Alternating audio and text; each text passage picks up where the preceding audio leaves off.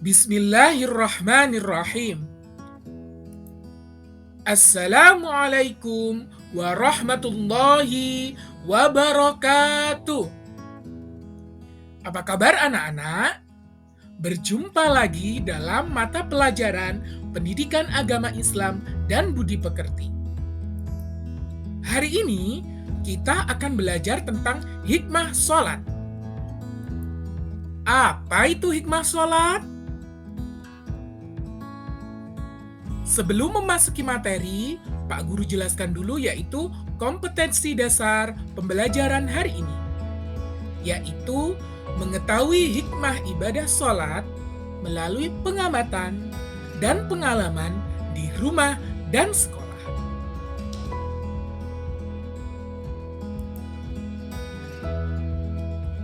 Adapun tujuan pembelajaran hari ini yaitu peserta didik dapat menyimpulkan hikmah ibadah sholat melalui pengamatan dan pengalaman di rumah dan di sekolah.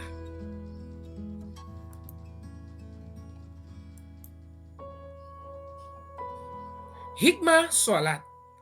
Hikmah sholat artinya inti ibadah yang timbul sebagai akibat kita mengerjakan sholat. Misalnya, berupa perbuatan yang baik yang tumbuh dalam diri setelah rajin melakukan sholat. Jadi anak-anak, hikmah sholat itu dapat kita dapatkan dalam diri kita kalau kita rajin melakukan sholat ya anak-anak.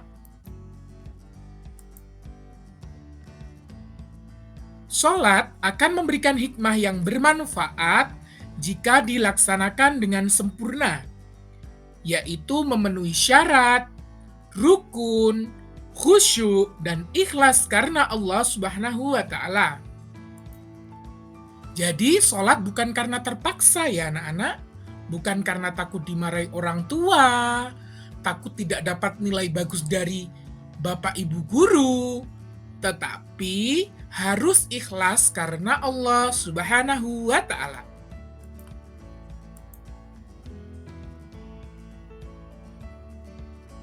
Contoh hikmah sholat. Yang pertama, selalu mengingat Allah Subhanahu wa Ta'ala.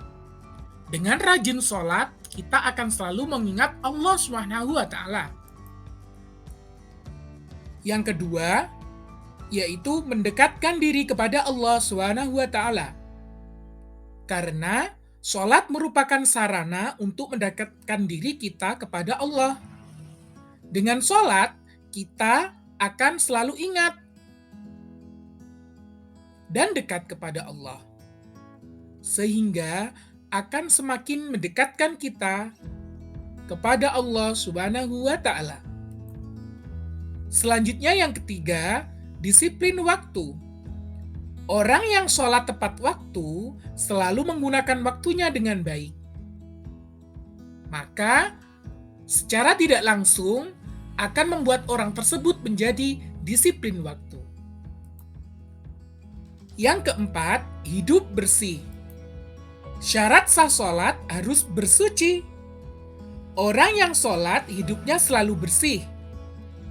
Karena sebelum sholat kita harus melakukan wudhu. Kemudian, pakaian dan tempat kita untuk sholat juga harus suci.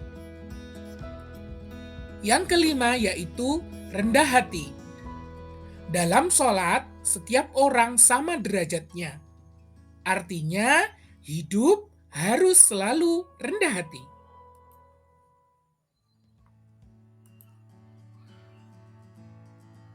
Setelah Pak Guru paparkan tadi tentang hikmah sholat, apakah ada pertanyaan?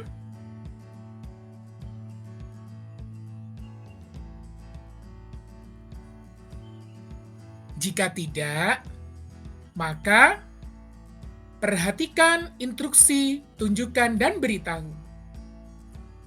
Yang pertama, buatlah kelompok yang terdiri dari 4 anak. Tentukan ketua dan anggota kelompoknya. Jangan lupa beri nama kelompokmu ya. Yang kedua, Diskusikan bersama kelompokmu hikmah sholat dan tentukan 2 contoh hikmah sholat selain yang disebutkan tadi ya, dan buatlah deskripsi singkatnya.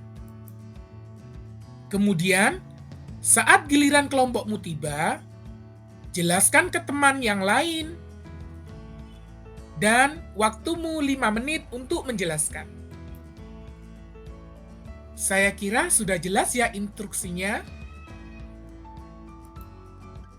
Terima kasih sudah mendengarkan apa yang telah Bapak paparkan. Semoga jadi manfaat ya. Dan Bapak akhiri, wassalamualaikum warahmatullahi wabarakatuh.